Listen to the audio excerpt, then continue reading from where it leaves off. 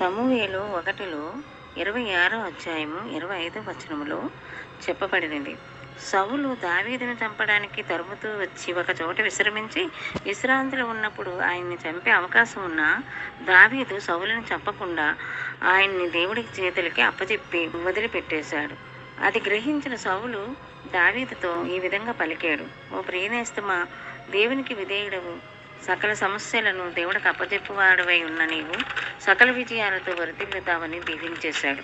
ఎందుకనగా అతను ఎంత శత్రుత్వంతో ఈర్షతో ఉన్నా దావీదు మీద తప్పకుండా ఇతనికి దేవుని యొక్క జ్ఞానం అతనికి ఉంది, అది నాలో నశించిపోయిందని అతను గ్రహించాడు. కావున అతను ముందు తలదించాడు.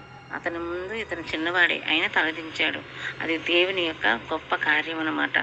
అలాగే మన ముందు కూడా ఎంతటి పెద్దవారైనా తలదించాల్సింది, దేవుని న్యాయానికి కట్టుబడాల్సింది. ఆమేన్, ఆమేన్.